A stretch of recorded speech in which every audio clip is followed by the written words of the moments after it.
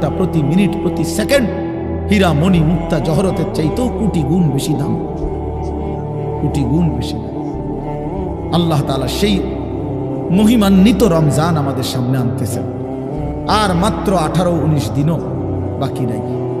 এই অল্প কয়টা দিন বাবা আমাদের উচিত রমজানের জন্য অধীর আগ্রহে মহব্বতের সাথে আল্লাহর কাছে হায়াত ভিক্ষা চাওয়া, যে আল্লাহ এত কাছে আইনা মৃত্যু দিয়েন না, কবরে নিয়েন না, আর কয়টা দিন হায়াত দেন, রমজান পর্যন্ত পৌঁছিয়ে দেন। আল্লাহুম্মা বারিক লানা ফি রাজাব ওয়া শাবান ওয়া বাল্লিগনা রমাদান। আল্লাহ তাআলা বলেন ইয়া আইয়ুহাল্লাযীনা আমানু। দেখেন এই একটি আয়াতে আল্লাহ 4টা কথা বলছে। একটা হলো হে ঈমানদারগণ, 2 নাম্বার হলো তোমাদের উপরে রোজা ফরজ করা হলো, 3 নাম্বার হলো যেমনটা ফরজ করা হয়েছিল পূর্ববর্তীদের উপরে, 4 নাম্বার হলো যেন তোমরা মুত্তাকি হতে পারো। কয়টা কথা হলো? এই 4টা কথার আমি 4টা আলগা সংক্ষিপ্ত একটু ব্যাখ্যা বলি। 1 নাম্বার হলো হে ঈমানদারগণ, এটা আল্লাহ আমাদেরকে ডাক দিয়েছেন। তাফসীরের মধ্যে আছে আদম আলাইহিস সালাম থেকে নিয়ে আমাদের নবী পর্যন্ত, ইতিপূর্বে আমাদের নবীর আগে যত নবী পৃথিবীতে আল্লাহ পাঠাইছেন, ওই নবীদের উপরে যারা ঈমান আনছিল ওই নবীদের আমলে তাদের কাউকে কোনোদিন আল্লাহ তাআলা এই শব্দ দিয়ে হে ঈমানদারগণ ইয়া আইয়ুহাল্লাযীনা আমানু বলে ডাক দেন নাই। আগে সর্বপ্রথম আমাদের নবী, আখিরি নবী, আল্লাহর বন্ধু, আমাদের নবীর ভালোবাসায় আল্লাহ তাআলা বলছে বন্ধু বিগত কোন নবীর ঈমানদার উম্মতকে আমি যেই শব্দে ডাকি নাই, এই প্রথম আপনার ভালোবাসায় আপনার ঈমানদার উম্মতকে আমি ইয়া আইয়ুহাল্লাযীনা আমানু এই নতুন শব্দে ডাক দিলাম। হে ঈমানদারগণ, হে ঈমানদার তোমরা আমার। তাফসীর ইবনে কাসিরের মধ্যে আছে যে ঈমানদার সে আল্লাহর বন্ধু, যে মুমিন সে কার বন্ধু? আল্লাহর বন্ধু। আল্লাহর বন্ধু, মুমিনের বন্ধু আল্লাহ, আল্লাহর বন্ধু মুমিন, আল্লাহর বন্ধু মুমিন। এই জন্য তাফসীরে লিখছে হে ঈমানদারগণ, এই কথার আরেকটা তরজমা এটা হে আমার বন্ধুগণ। আল্লাহ যেন ডাক দিয়া বলছে হে আমার বন্ধুগণ, তোমরা আমার বন্ধু, তোমরা আমার। আমি বানাইছি বহু জনেরে, তোমরা বানাইছি আমার জন্য, আমার জন্য। তোমরা আমার, তোমরা আমারে মেনে নিয়েছ, তোমরা আমার কালেমা পড়েছ, তোমরা আমার রাসূলকে মেনে নিয়েছ, অতএব তোমরা আমার। তোমাদের কালেমা লা ইলাহা ইল্লাল্লাহ মুহাম্মাদুর রাসূলুল্লাহ এটা আমি গ্রহণ করলাম, গ্রহণ করে আমি নিলাম, এই জন্যই আমি তোমাদেরকে ডাক দিই। তুমি বলছো আমি এনে ভর্তি অমুক। ওই যে আমারে মোহাম্মদে বলছে তার ছোট ভাই হাফেজ মুশাররফ কয় আমার আজকে বললো যে হুজুর ভর্তি করামু আপনার মাদ্রাসায়, তো কি কোন সময় আমু, ফরম নিয়ম কানুন কি? আমি এত কথা তোমার দরকার কি? হাতে ভর্তি হইব সারছে তো আর কি।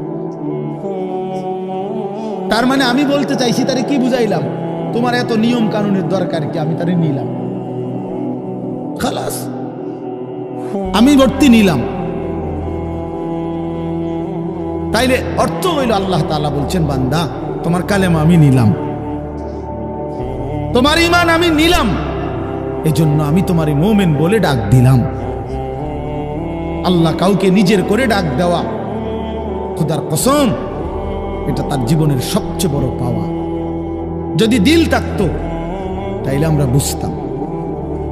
এক এমপি সাহেব যদি কারো নাম নেয়, এক মন্ত্রী সাহেব কারো নাম নেয়, আর তারে যদি কেউ আইয়া কয় আজকে তো মন্ত্রী সাহেবের কাছে গেছিলাম আর উনি তোমার নাম নিছে, তোমার কথা ভালো কইছে, বাবা হেতে বেটা তো মানে ঠ্যাঙালগি দিয়ে আটতে লাগবে। হ্যাঁ বাইতাইয়া ঘরে বেড়ি কথাবার্তা সাবধান কও, আগের মতো নাই, যেরুম মনে করছে এরুম না। কি কিছে মন্ত্রী সাহেব আজকেও আমার নাম রয়েছে, জিঙ্গাও, মানে সে এটাকে খুব গৌরবের মনে করবে, ঠিক কিনা বলেন না কেন? সবার কাছে ঘুরে ঘুরে বলার চেষ্টা করবে আমি কিন্তু মন্ত্রীর পরিচিত। হাদিসের মধ্যে আছে এক সাহাবী উবাই ইবনে কাব রাদিয়াল্লাহু তাআলা আনহু, সাহাবীদের মধ্যে নবীজির সবচেয়ে সুন্দর কোরআন শরীফ পড়তেন যিনি, ওনার নাম হলো উবাই ইবনে কাব। তো এই উনি নবীজি একদিন উনাকে বলছেন, এই সাহাবীকে, যে উবাই এদিকে আসো, তুমি আমারে কোরআন শরীফ পড়ে শোনাও। বুঝছেন? তখন ওই সাহাবী একটু লজ্জিত হয়ে বলতেছি, ইয়া রাসূলুল্লাহ, আমি আপনার সামনে কোরআন পড়ব? অথচ কোরআন তো আমরা আপনার থেকেই শুনি, কোরআন আপনার উপরেই নাজিল হয়, আমি কোন সাহসে আপনার সামনে কোরআন পড়ি? তো নবীজি বললেন, শুনো, মহান আল্লাহ পাক রব্বুল আলামিন জিব্রাইল পাঠাইয়া তোমার নাম নিয়া বলছে তোমার কাছ থেকে আমি কোরআন শুনতে। এই আমরা স্পষ্ট হাদিসে পড়ছি, বিশ্বাস করেন। এই সাহাবী এটা শুই না 3 বার জিজ্ঞাসা করছে নবীজিরে, আওয়াসাম্মানি আল্লাহ, ইয়া রাসূলুল্লাহ বললেন কি আমার আল্লাহ আমার নাম নিছে? আমার নাম? আরে কোন কি আপনি? নবীজি বলল, হ তোমার নামে তো নিছে। উনি আবার জিজ্ঞাসা করছে, ইয়া রাসূলুল্লাহ সত্যি বলছেন আমার নাম নিয়েছেন আল্লাহ? বলছে, হ তোমার নাম। আবার জিজ্ঞাসা করছেন, হাদিসের স্পষ্ট শব্দ আছে ফাবাকা। 3 বারের পরে এই সাহাবী খুশিতে আনন্দে চিৎকার করে কাঁদতে শুরু করছে আর বলতেছি, ইয়া রাসূলুল্লাহ, এক গোলামের কি পরিমাণ সৌভাগ্য, তার মুনিব তার নাম নিয়েছে। তা আমরা আমাদের কালেমার কি পরিমাণ সৌভাগ্য, আমরা একবার বলেছি কালেমা, আল্লাহ আমাদেরকে ডাক দিছে, ইয়া আইয়ুহাল্লাযীনা আমানু, হে আমার কালেমা ওয়ালারা, তোমরা আমার, তোমরা আমার, আমি তোমাদের ঈমান নিলাম, আমি তোমাদেরকে ডাক দিলাম। এক মুমিনের কি পরিমাণ খুশি হওয়া উচিত আপনি শোনেন। 29 নম্বর পারায় একটা সূরা আছে, সূরা মুরসালাত।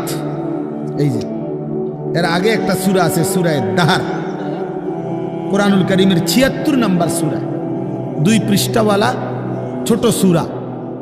এই সূরাটার মধ্যে জান্নাতের বর্ণনা সবচেয়ে সুন্দর, মানে জান্নাতের বর্ণনা হৃদয় কারা এই সূরাতে আছে। এই সূরাটা যেদিন নবীজির উপরে নাজিল হয়েছে, সেদিন নবীজির সামনে একজন কালো রঙের সাহাবী বসা ছিলেন। ওয়াইন্দাহু রাজুলুন আসওয়াদ, কালো একজন রঙের সাহাবী বসা ছিল, উনি বসা ছিলেন। এই সময় এই সূরাটা নাজিল হয়েছে, নবীজি উনাগরে শুনাইছে সূরাটা। তো এই সূরার মধ্যে জান্নাতের এমন হৃদয়গ্রাহী বর্ণনা। এই সাহাবীটা সামনে যিনি বসা কালো রঙের সহজ সরল সাহাবী, উনি এই সূরা এটা শুইনা জান্নাতের আশায় খুশিতে একটা চিৎকার দিছে, এক চিৎকারে হাদিসে আছে উনি ওইখানেই ইন্তেকাল করছে।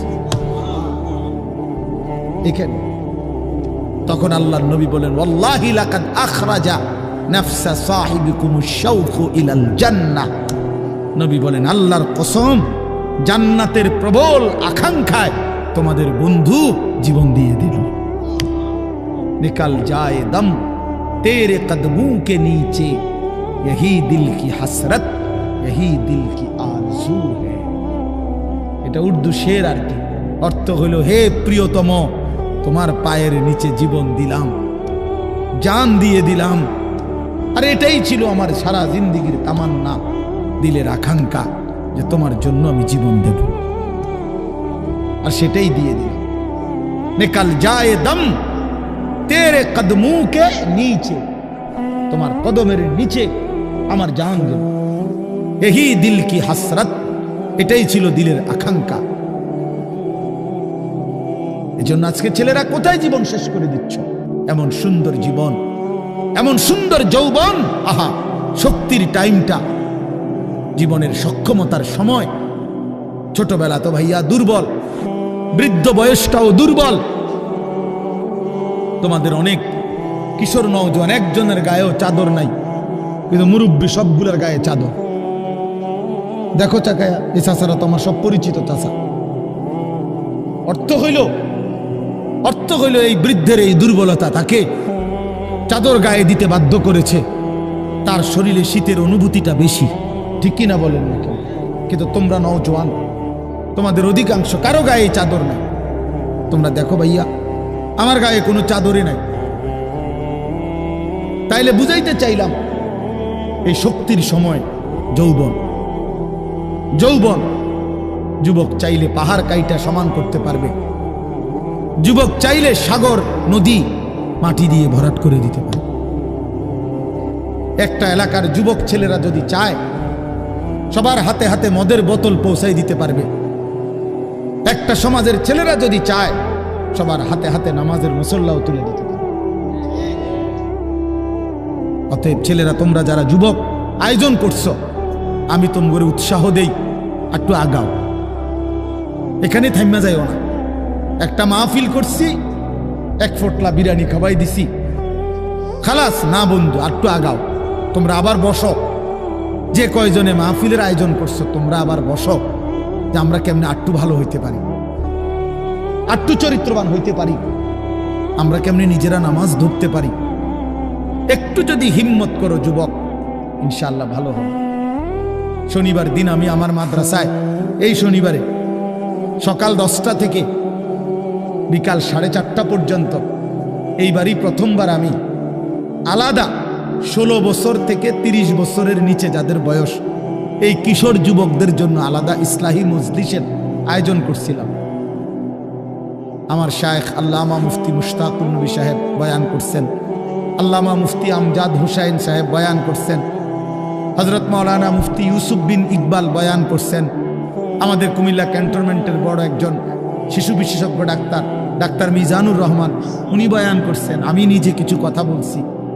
প্রায় 600 ছেলে এন্ট্রিভুক্ত আসছে, উপস্থিত হয়েছে 600।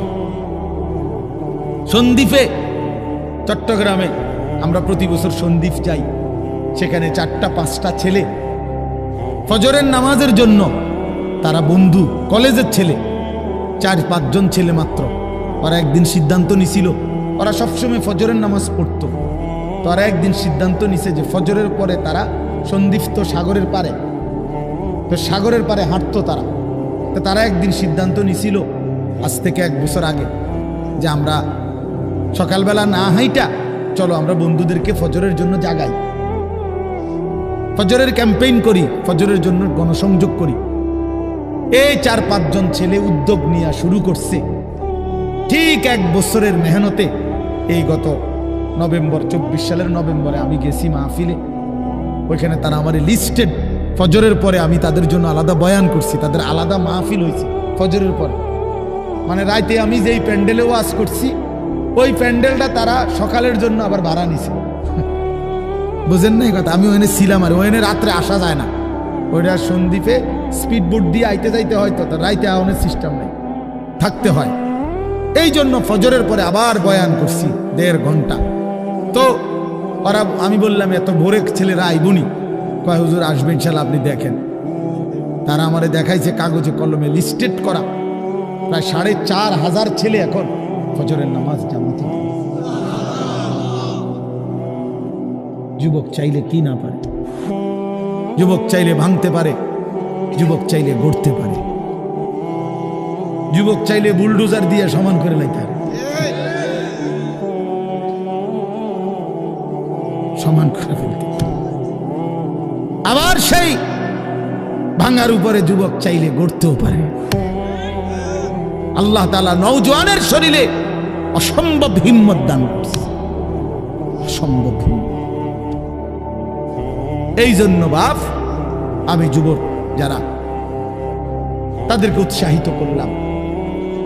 মহান আল্লাহ পাক রব্বুল আলামিন আমাদেরকে বলছেন, আমি তোমাদের ইমানদার, ইমান নিলাম, আমি ইমান দিছি বান্দা। আমি গত বছর যখন তাবলীগের সফরে ছিলাম দিনাজপুর জেলায়, গত বছর আগস্ট মাসে 72 বছর বয়স্ক একজন হিন্দু লোককে কালেমার দাওয়াত দিছিলাম। ওনার 2 ছেলে মুসলমান, ওনারে আমি 2.5 ঘন্টা কালেমার দাওয়াত দিছি। আমরা 3 জন আলেম মিলে কত অনুনয় বিনয় করছি, কাকুতি মিনতি করছি, কাঁদছি, চোখের পানি ফেলছি। একটা বার চাচা কালেমা পড়েন, আপনার ছেলে মুসলমান, ছেলের বউ মুসলমান, আপনার নাতি নাতনি সব মুসলমান, আপনি এখনো বসে আছেন কেন? আহা, এই ৭২ বছর হয়ে গেছে। বুড়া মিয়া কয় আমি ওটা বলবো না।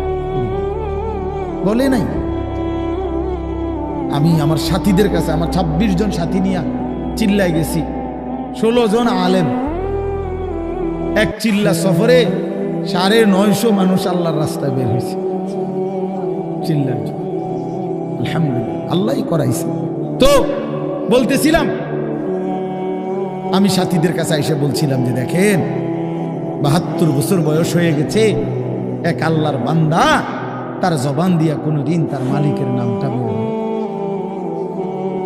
আমারে আপনারে আল্লাহ তাআলা কত বড় তৌফিক দিছে যে আমরা কত হাজারবার লক্ষবার কালেমা লা ইলাহা ইল্লাল্লাহ মুহাম্মাদুর রাসূলুল্লাহ এটা যে আমরা পড়তে পারি, পড়তে পারছি, এই সৌভাগ্যের কৃতজ্ঞতা কি? এটা যদি আল্লাহ আমগো জবান দিয়ে কোনোদিন না বলাইতো। কথা বলে না বাপ? এই ছেলেরা মিয়া, এই আব্বা যারা নামাজ পড়ো না, আরে না ফরমান, তুই যদি হিন্দুর ঘরে জন্ম নিতি, তুই যদি ইহুদির ঘরে জন্ম নিতি, তুই যদি খ্রিস্টানের ঘরে জন্ম নিতি, বেটা কি হতো জীবন? যদি কোনোদিন কালেমার আহ্বান না শুনতা। তুমি তো মুসলমানের ঘরে জন্ম নিয়া এভাবে ইমানকে ফেলে দিলা। মুসলমানের ঘরে জন্ম নিয়ে এভাবে নামাজকে প্রত্যাখ্যান করলা। ছি ছি ছি ছি, তোমারে দেখে তো হিন্দুও হাসবে, তোমারে দেখে তো ইহুদিও হাসবে, তোমারে দেখে তো খ্রিস্টানও হাসবে, যে দেখছো ওই নাকি শ্রেষ্ঠ জাতি, ওদের ধর্ম নাকি শ্রেষ্ঠ ধর্ম, ওদের ধর্ম কোরআন নাকি শ্রেষ্ঠ কিতাব, ওদের শ্রেষ্ঠ ধর্ম ওদেরই পছন্দ হয় না, ওদের শ্রেষ্ঠ কিতাব ওরাই পড়তে পারে না। তো এটা কিসের শ্রেষ্ঠ? কথা বলেন না। তাহলে আমি তো আমার ধর্মের অপমান। কথা বলেন না, আমি আমার ধর্মের অপমান না, আমি আমার কোরআনের অপমান। এজন্য তোমরা যারা বেনামাজি ছেলে, তোমরা ধর্মের অপমান। তোমাদের যাদের চুল বেঈমানের মতো, তোমরা মুসলমান ধর্মের অপমান। তোমাদের কারণে আমার ধর্ম লজ্জিত, তোমাদের কারণে ধর্ম বেইজ্জতি হয়েছে। তোমরা ইসলামকে অপমানিত করলা, আল্লাহকে অপমানিত করলা, আমার নবীর শ্রেষ্ঠতম 23 বছরের আদর্শকে তোমরা অপমানিত করলা। এই অপমানের বিচার আল্লাহ করবে, মনে রাখো, ছেড়ে দিবে না বাপ। আল্লাহ কোরআনে বলছে, বান্দা আমি 1 সেকেন্ড ছাড়বো না, আমি হিসাব নিব। তুমি আমারে কি মনে করছো বান্দা? বাদ্যুকে খাওয়াইছি দেখে তুমি মনে করছো আমি মাতি না? হ্যাঁ, কিটা মনে করছো? এই পেশাব পায়খানার ভাত তুমি মনে করছো আমি কিছুই বলবো না, কিছুই বলবো না। তুমি জানো না ফেরাউনকে শোয়াইছে কে? তুমি জানো না কারুনকে শোয়াই দিছে কে? তুমি জানো না নমরুদ সাদ্দাতকে নিশ্চিহ্ন করে দিয়েছে কে? তুমি শোনো নাই? তুমি আন্দাজ করো নাই আমি আল্লাহ কেমন? এই পৃথিবীর কত অবাধ্য জাতিকে আমি আল্লাহ ধ্বংস করে দিয়েছি, শোনো নাই? কই, গোটা পৃথিবীর সমস্ত আধুনিক প্রযুক্তি থাকার পরেও তো বাবা আমেরিকার ওই বেঈমানরা, ক্যালিফোর্নিয়ার লস অ্যাঞ্জেলস তাদের একটি স্টেট আগুনে দাবানলে পুরে ছাই হয়ে গেছে। লক্ষ লক্ষ কোটি কোটি মিলিয়ন বিলিয়ন ডলারের এক এক বিল্ডিং। আপনারা মুরব্বীরা মিলিয়ন বিলিয়ন ডলার কি তাই বুঝতেন না? কয়টা আপনি 1 মিলিয়ন বিলিয়ন ডলার কত টাকা? কমপক্ষে 300 টাকার বেশি। মানে আপনি এটি বুঝতেন না, টেহাইডি এটা বুঝতেন না। কথা বুঝছেন কেন? হ্যাঁ, আমরা কিতাবে পড়ছি এক বুজুর্গকে, হ্যাঁ, একটা জিনিস দামি ওনার কাছে ছিল, তো ওনার কাছে বলছি এটা আপনি বিক্রি করে দেন। কত মূল্য? উনি বলছে 100 দিরহাম, 100 টাকা।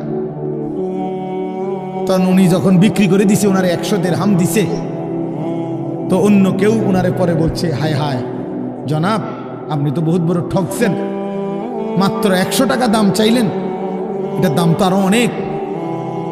তো উনি বলছেন, আল্লাহর কসম 100 টাকার উপরে, 100 দিরহামের উপরে কোনো সংখ্যা আছে আমার তো এটা জানা নেই। আমার তো এর উপরে কিছু জানা নাই। আমার মেজো বোনের বিয়ে যখন হয়েছিল, মেজো বোন, আমি তখন প্রাইমারি শেষ করে মাদ্রাসায় ভর্তি হয়েছি। এই সময় আমার বোনের বিয়ে হয়েছে। তো বোন জামাই যখন ওই আগে ছোটবেলায় বিয়ের দিন বোন জামাই যখন আসছে, তখন শরবত খাওয়াইছি যে গেইটে নাকি, তখন কিছু টাকা দিতে হয় না, যে শরবত খাওয়ায় তারে। তো আমারে 100টা টাকা দিছে উনি প্রথম। তো এগুলা নাকি ওনার কাছে আরো টাকা ছিল, তো ওই আরো একটু সাফাসাফি করলে আরো দেয়, আরো কিছু দেয়, না মানলে আরো দেয়, এমনি এমনি নিয়ম ছিল। আমার 100 টাকা দিছে, আর এটা দেখে আমি একটা দৌড়ে আইয়া লাইছি। আমার পুরো মনে আছে, একটা কসম, আমার পুরো এখনো মনে হইলো আর এই কথাটা। আমার একবারে আমার ভাই, চাচাতো ভাইটাই বা অন্যরা এত দমকাইছে, বেউকুফ, 100 টাকা লইয়া দৌড় দিয়ে আইয়া লাইছ। আমি বলছি আমি তো আসলে এর চাইতে বেশি টাকা জীবনে আর দেখি।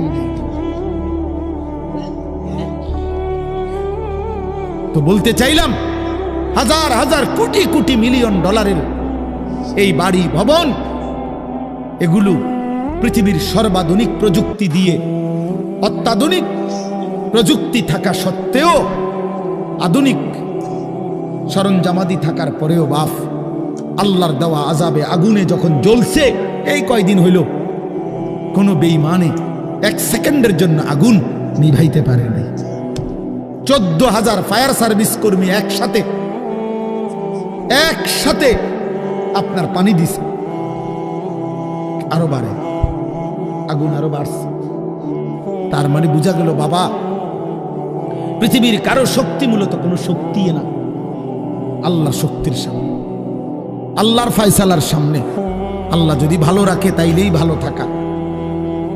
হ্যাঁ, আপনার টাকা তো আছে 1000 কোটি টাকা, কিন্তু আপনার ফেডে অসুখ, আপনি টেহা দিয়ে কিনবেন। আপনার টাকা তো আছে লক্ষ কোটি টাকা, কিন্তু আপনার তো ডায়াবেটিস, আপনি কিনবেন টাকা দিয়ে কি করবেন? আপনি 7,000 ধন হইলেও কি লাভ হবে আপনার? এই জন্য আমি অনুরোধ করছি, আমরা মুমিন, আল্লাহ আমাদেরকে বলছে এটাই কথা, তোমাদের উপরে আমি রোজা ফরজ করলাম, তোমরা আমার হুকুম মানো, তোমরা আমারে মানো বান্দা। রোজা মানে বিরত থাকা, সিয়াম মানে বিরত থাকা, তার মানে গুনাহ থেকে বাঁচো, হালাল বস্তু থেকে বাঁচো। আমি তোমাদেরকে হারাম তো হারামই, হারাম থেকে আবার ফিরাবো কেন? হারাম থেকে তো ফিরতে সারা বছরের জন্যই বলে দিছি। তো আমি রমজান মাসে তোমাদের 3টি হালাল খাবার হালাল ছিল, পানি হালাল ছিল, হালাল স্ত্রী হালাল ছিল। আমি রমজানের 30টা দিন, একটা মাসে তোমাদের জন্য খাদ্য, পানি, স্ত্রী, এই 3টা জিনিস হালাল বস্তু আমি হারাম করে দিলাম। যেন আমি বুঝাইতে চাইলাম যে দেখো, আমি আল্লাহ যেখানে হালালটাও হারাম করে দিলাম, সেখানে হারামটার প্রতি আমি আল্লাহর কি পরিমাণ ঘৃণা। যেখানে হালালটাই ছেড়ে দিতে বললাম, সেখানে হারামটা ধরে রাখার কোন সুযোগ আছে? অতএব মিথ্যা, চুরি, ডাকাতি, জিনা, ব্যভিচার, মদ, জুয়া, নাচ গান, সুদ, ঘুষ, মা বোনদের বেপর্দা জিন্দিগি ছেড়ে দেন, ছেড়ে দেন। একজন বুঝলে একজনে, কোনো অসুবিধা নাই, আমার কোনো আফসুস নাই। আমি সব সময় ফেরিওয়ালার মতো আমি বুঝি, একজনই শুনুক, একজনই যদি ভাবে আলহামদুলিল্লাহ, সংখ্যা দিয়ে আমি কি করব?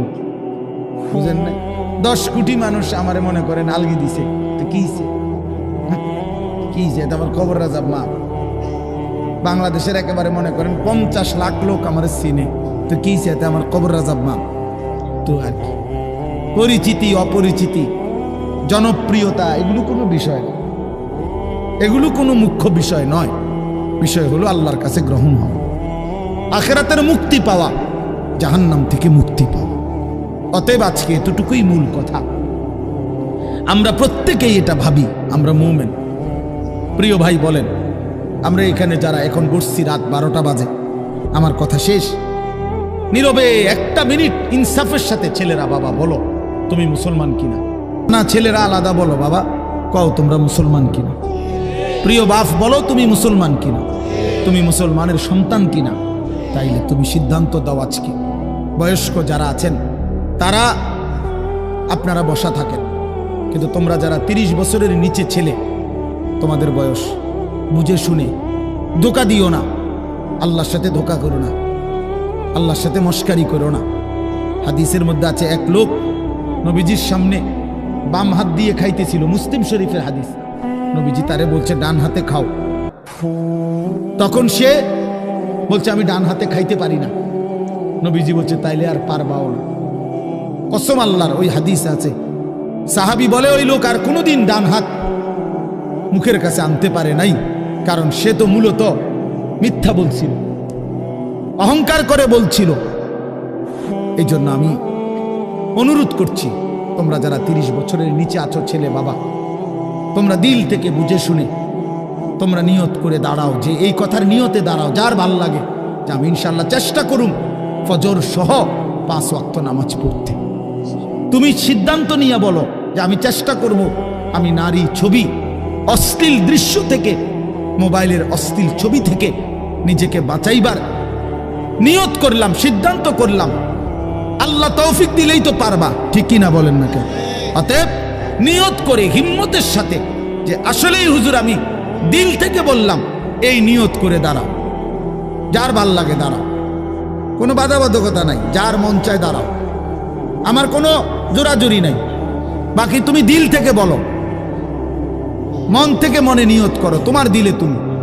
কারণ তোমার কবর তোমার, আমার কবর আমার। তোমার ঘরে তুমি ফিরবা, আমার ঘরে আমি ফিরব। সবাই রাজি তো ইনশাআল্লাহ? আল্লাহ তাআলা তৌফিক দান করেন। বসো বাপ, আল্লাহ কবুল করে নেন। মনে করো ঠকবা না, মনে রাখো নামাজ পড়ে কেউ ঠকে না, না পড়ে ঠকে। গুনাহ ছেড়ে দিয়ে ঠকবা না, বরং গুনাহ ছেড়ে দিলে দামি হইবা ইনশাআল্লাহ। দামি হইও, নিজে দামি হবা, মনে রাখো দামি। একটা জিনিস শেষ মনে রাখো ছেলেরা, যে কোনো মূল্যে আমরা আলহামদুলিল্লাহ গোটা পৃথিবী নিয়ে আমাদেরও পড়ালেখা করা আছে। সারা পৃথিবীর হালাত আমরাও বুঝি কম বেশ। আমরা জেনারেল লাইনেও পড়ালেখা করছি, কুমিল্লা ভিক্টোরিয়া কলেজ থেকে মাস্টার্স পাস করছি, সরকারি আলিয়া মাদ্রাসা থেকে কামেল পাস করছি, কওমি মাদ্রাসা থেকে দাওরায়ে হাদিস পাস করছি। তাহলে মাটির তলে থাকি না, পৃথিবীর নিয়ে আমরাও গবেষণা ভাবি। কাজে সারা পৃথিবীর যেই পরিস্থিতি বর্তমান এবং আমাদের কোরআন সুন্নাহর যেই ভাষ্য, এই সবগুলো বিশ্বাস করো, একত্রে মিলাইলে এ কথা আমাদের কাছে একেবারে স্পষ্ট। আগামীর পৃথিবী ইসলামের পৃথিবী, আগামীর পৃথিবী কোরআনের পৃথিবী। মনে রাখো বললাম বাপ, তুমি দেখবা, তোমার হায়াতেই দেখবা ইনশাআল্লাহ। এখন যাদের বয়স এই 20, 25, 26, 28, যাদের বয়স 12, 15, তোমরা ইনশাআল্লাহ আগামীর ইসলাম দেখবা, কালেমার বিজয় দেখবা। তোমরা শুনবা যে ফিলিস্তিন বিজয়ী, তোমরা শুনবা সারা পৃথিবীতে কালেমার পতাকা উড়েছে, তোমরা শুনবা ইউরোপ আমেরিকার শক্তি নিশ্চিহ্ন হয়ে গেছে, তোমরা শুনবা ইসরায়েলের কুত্তারা পরাজিত হয়ে গেছে। সেদিন বুঝবা ইমানদারি দামি, সেদিন বুঝবা চরিত্রবান ছেলেটাই দামি, সেদিন বুঝবা নামাজি ছেলেটাই দামি। আর যারা চরিত্র নষ্ট করে ফেলেছ, তুমি ফালতু কোনো না কোনো সিফাত কোনাত পড়ে থাকবে। এই জন্য আমরা দয়া করি ইনশাআল্লাহ প্রত্যেকেই আমরা ইনশাআল্লাহ নামাজ পড়বো তো ইনশাআল্লাহ। ভালো হও, চরিত্রবান হও, নিজের জীবন গঠন করো, আল্লাহ তৌফিক দান করেন। আলহামদুলিল্লাহি রাব্বিল আলামিন। আল্লাহুম্মা আনতাস সালাম ওয়া মিনকাস সালাম, তাবারাকতা ইয়া দাল জালালি ওয়াল ইকরাম। ইয়া রাব্বি লাকাল হামদু কামা ইয়ানবাগি লিজালালি ওয়াজহিক ওয়া আযীমি সুলতানিক। ওয়া সাল্লি আলা মুহাম্মাদিন কামা হুয়া আহলুক ওয়া ফাআল বিনা খায়রান কামা আনতা শানুক। ইয়া আরহামার রাহিমিন, ইয়া আরহামার রাহিমিন, ইয়া আরহামার রাহিমিন। রব্বানা যালামনা আনফুসানা ওয়া ইল্লাম তাগফির লানা ওয়া তারহামনা لنكونن من الخاسرين ربنا آتنا في الدنيا حسنة وفي الآخرة حسنة وقنا عذاب النار ربنا لا تزغ قلوبنا بعد إذ هديتنا وهب لنا من لدنك رحمة إنك أنت الوهاب ربنا وآتنا ما وعدتنا على رسلك ولا تخزنا يوم القيامة إنك لا تخلف الميعاد ربنا اصرف عنا عذاب جهنم إن عذابها كان غراما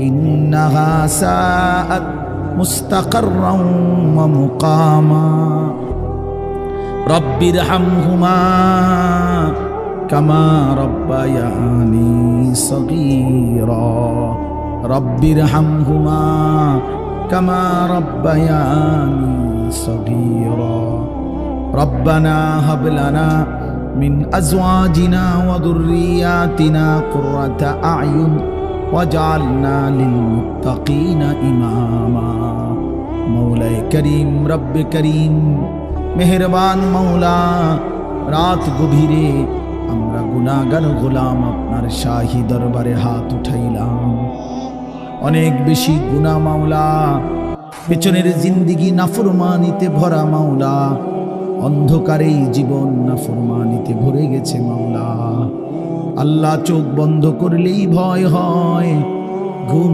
যেতেই ভয় হয় যদি ঘুম আরে না ভাঙ্গে চোখ যদি আর না মেলে এত গুনাহ নিয়ে কবরে যাব কেমনে মাওলা হাসরের ময়দানে দাঁড়াবো কেমনে মাওলা